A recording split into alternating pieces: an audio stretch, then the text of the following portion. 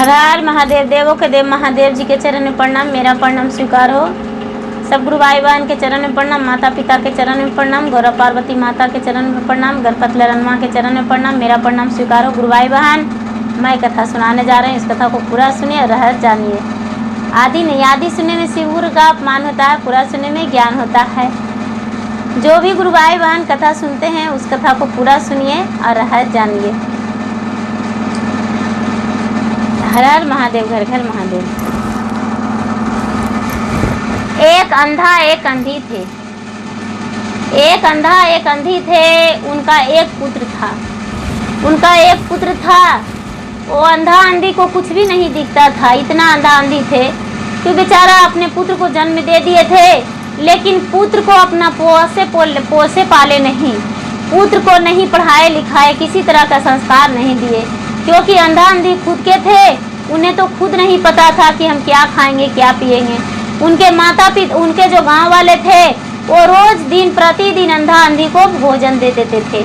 प्रतिदिन भोजन दे देते थे और भोजन देकर और अंधा अंधी को उपकार कर देते थे।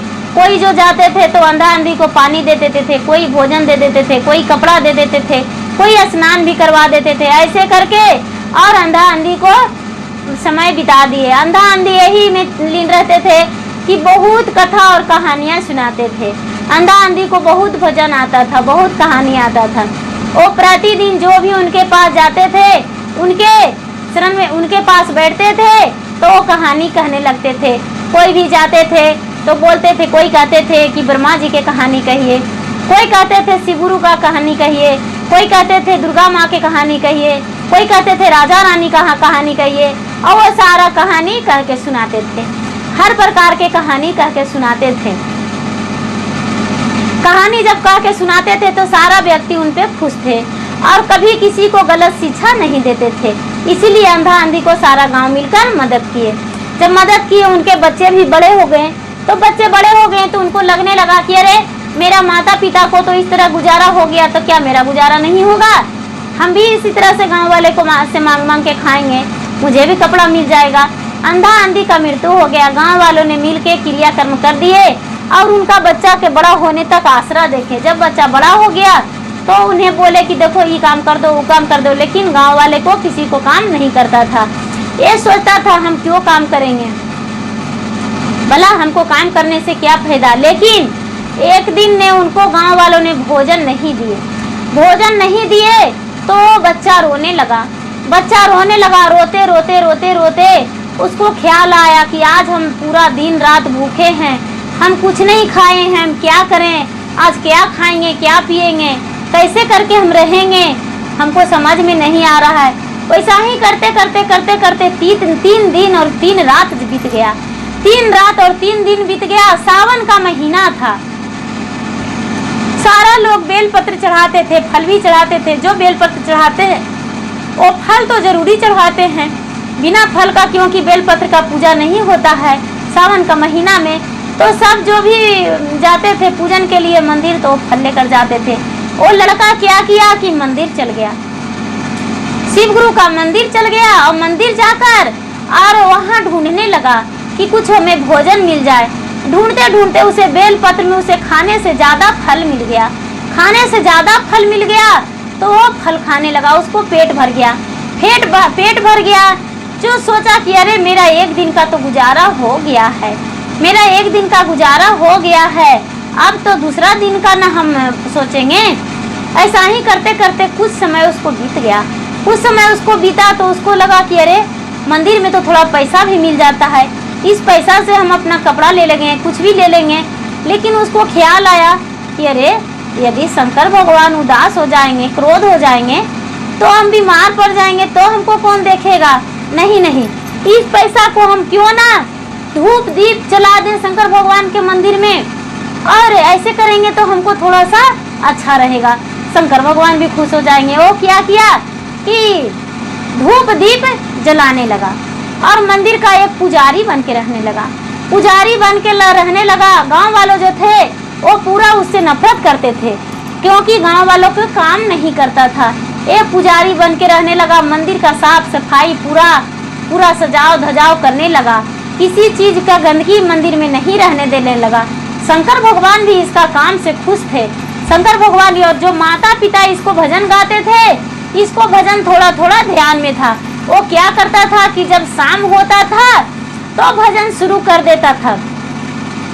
भजन शुरू करता था कि नहीं कुछ लेके अइली गुरु, नहीं कुछ लेके जाए में हो, अरे माता पिता गईले गुरु, गैले स्वर्ग लोक हो, अरे माता पिता गईले गुरु, गैले स्वर्ग लोक हो, अरे हूँ जे धैले गुरु, तोहरे चरनिया हो, अरे हूँ जे धैले गुरु, तोहरे चरनिया हो, अरे करियो में दाह गुरु, मोरो बीड़ा पार हो, अरे करियो में दाह गुरु, मोरो बीड़ा पार, अरे खुशी रहे गौआ हमारी, खुशी रहे जवार हो, अरे खुशी मोरा रहे गुरु, पूरा संसार हो, अरे खुशी मोरा रहे गुरु, पूरा संसार हो। ऐसे कहने रोज भजन करता था, भगवान से ही प्रार्थना मांगता था। सारा लोग जो बुजुर्ग थे वो सोचते थे कि अरे अंधा अंधी का तो बेटा है, मंदिर तो जरूर धर लिया है, चढ़ावा चढ़ा हुआ तो जरूर खाता है, लेकिन ये पूरा संसार के लिए, पूरा गांव जवार के लिए खुशी मांगता है, ये अच्छा है। कोई लोग अच्छा समझते थे, कोई लोग बुरा समझते थे, कोई लोग ले जाके उन्हें कुछ भोजन के लिए भी दे देते थे, कोई लोग तो दया लगता था तो उन्हें सूखे अनाज भी दे देते थे। ऐसे करके उनको मंदिर में देने लगे। एक दिन का बात है कि वो गांव बहुत बड़ा था, बहुत बड़ा था, इतना बड़ा था कि जिसका कोई ठिकाना नहीं। बहुत बड़ा गांव था, गांव बड़ा था। उस गांव में एक राक्षस आ गया, एक राक्षस आ गया और पूरा गांव का तबाही करने लगा। किसी का बेटे को मार दिया, किसी का पति का मार दिया, किसी का जानवर का मार दिया, किसी का बकरी मार दिया। ऐसा ही करते करते पूरा गांव को तहलका मचा दिया, पूरा तहलका मचा दिया। गांव के लोग कितना ही चाहें कि राक्षस को हम रोक दे, लेकिन राक्षस नहीं रुकता था। प्रतिदिन वो अपना लालच में आकर और गांव को तहस नहस करने लगा। एक दिन सारा लोग सोचे कि अरे इस राक्षस को हम किसी तरह से हमें घेर घार के मारना है, लेकिन जब राक्षस नहीं मरा तो सारे लोग सोचे, इकट्ठा हो गए और चौअंग से घेर दिए। लेकिन उसके बाद भी राक्षस इतना बड़ा शरीर फैला दिया, इतना शरीर बड़ा फैला दिया कि जिसका कोई ठिकाना नहीं। अपना शरीर इतना लंबा चौड़ा, इतना लंबा चौड़ा फैला दिया, अपना भयानक चेहरा कि जिसका लाठी तेगा कुछ भी राक्षस पे काम नहीं दिया, नहीं किया। मारने पर भी राक्षस नहीं मरा, राक्षस नहीं मरा। कोई भाला गड़ासा से भी मारे, राक्षस नहीं मरा।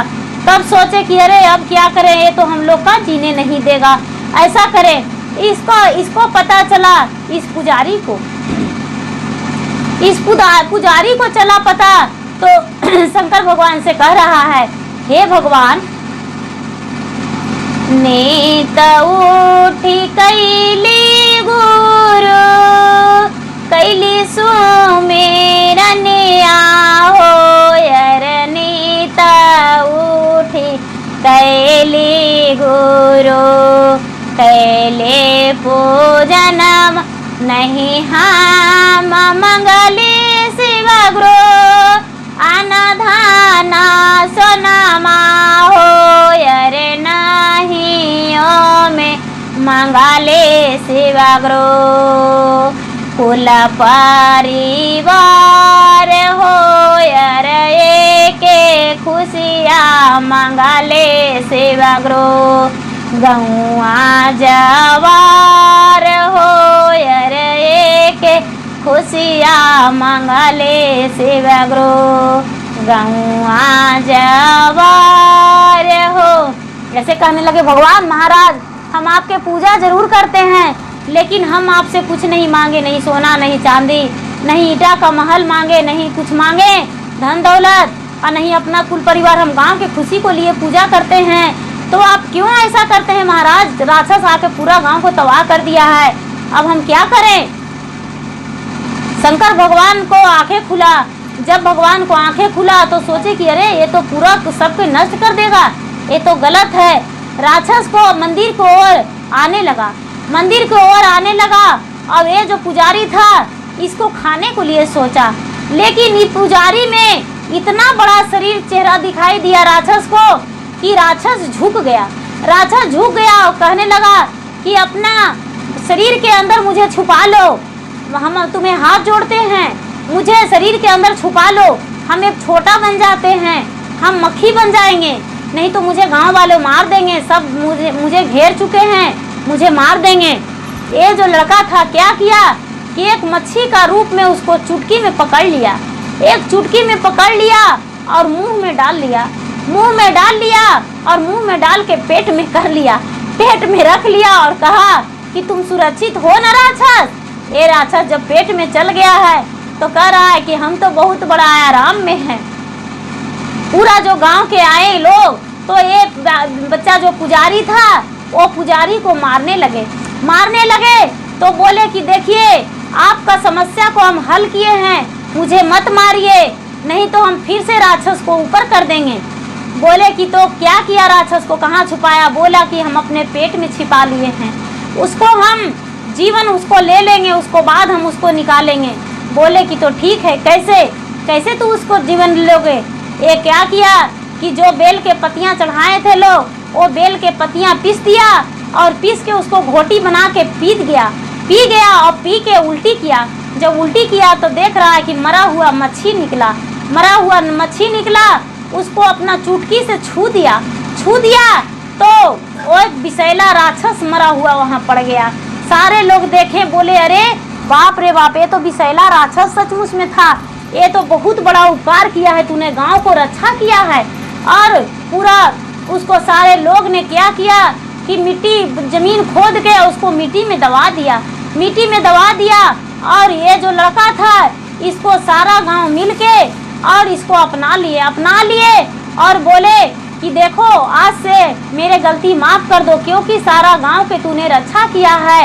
आज से हम तुम्हें वचन देते हैं कि कोई नहीं सताएगा और तुम्हारा ख्याल पूरा गांव रखेगा। और उसके सारा गांव मिलके और शादी विवाह कर दिए, घर बसा दिए और थोड़ा जोत जमीन उसे दे दिए और रहने का ठिकाना बनवा दिए और उसको कोई काम नहीं दिए, सिर्फ शंकर भगवान का पुजारी बना के ही रखे कि तुम्हें कोई काम नहीं करना है, तुम्हें सिर्फ शंकर भगवान का पूजा ही करना है और कोई काम नहीं। और सारा लोग मिलके और उसको खर्चा चलाते थे और उसको पुजारी बना दिए। वो लड़का क्या करता था, सुबह उठ के रोजना स्नान करके और शंकर भगवान के पूजा करता था, शंकर भगवान के पूजा में ही लीन रहता था और अपने परिवार को ख्याल रखता था और जो प्रजा कहते थे वही पे वो खुश रहता था। और सारा जो गांव के लोग थे वो सारा लोग के मान रख के और पूजा करते थे और सारा लोग के लिए खुशियाँ मांगते थे और जो वो कहता था वो गांव में वही होता था। शंकर भगवान को जो ही लड़का कहता था वो शंकर भगवान भी सुनते थे और शंकर भगवान इसको बात को मानते थे। वो जो थे वो बहुत बड़े शिव का पुजारी बन गए, शिव भी उनके बात मानते थे और उन पे खुश रहते थे और उन्हीं को सहारे वो मंदिर चलने लगा। और जब वो कहते थे लोग को कि हाँ पूजा करना है अंदर में, तो लोग गांव का जाते थे पूजा करने के लिए। वो जो बोलता था कि पूजा नहीं करना है अंदर में जाकर, तो पूजा नहीं करते थे, कोई नहीं जाते थे मंदिर के अंदर। लेकिन ये जो लड़का था वो सारा किसी को मना नहीं करता था, सारा लोग को पूजा करने के लिए भेदभाव बताता था और इस पे शंकर भगवान खुश रहते थे। और किसी प्रकार का किन्हीं का कष्ट नहीं हुआ। जब से ये लड़का का वहाँ शिव भक्त बनाए, शिव का पुजारी बना के रखे, कोई राक्षस और कोई दुष्ट उस गांव में परेशान नहीं किया, कभी नहीं। क्योंकि जिस गांव में पूजा पाठ होता है उस गांव में कभी तकलीफ नहीं होता है, दुख नहीं होता है। जिस घर में धूप दीप जलता है, सांझ संझौती पड़ता है, उस घर में भी कभी कष्ट नहीं होता है। जो सच्चे मन से भगवान का पूजन करते हैं उनका कभी कष्ट नहीं होता है। जो भी स्त्री पुरुष बच्चे बूढ़े बुजुर्ग जो भी सच्चे मन से शिव गुरु को पालन करते हैं, पूजन करते हैं, तीज तुर के पालन करते हैं, जाप करते हैं, दया मांगते हैं, चर्चा करते हैं, उनको भगवान कभी भी कष्ट नहीं देते हैं, उनको कष्ट नहीं होता है। उनको सारा परिवार खुशी जीवन बिताते हैं, किसी प्रकार का कष्ट नहीं होता है। गुरु भाई बहन, शिव गुरु को मानने में कोई खर्च नहीं है, किसी चीज़ का खर्च नहीं है। शिव गुरु नहीं कहते हैं कि मुझे लड्डू चढ़ाओ, मुझे पेड़ा चढ़ाओ। शिव गुरु का कहना है कि मुझे दिल में बसाओ। शिव गुरु के मंदिर धोने से कुछ नहीं होता है, मन का मंदिर जो धो लेता है वही पवित्र होता है। शिव गुरु के मंदिर जो होता है वो मन में मंदिर बसता है, शिव गुरु दिल में बसते हैं। खोलो कपट के ताला ए भैया, खोला कपट के ताला हो, तीन सुतर के दिल में बसावा, लेला गुरु के ज्ञान हो। तीन सुतर के दिल में बसाला, लेला गुरु के ज्ञान हो। खोला कपट के ताला ए भैया, खोला कपट के ताला हो, तीना सुतर के दिल में बसाला, लेला गुरु के ज्ञान।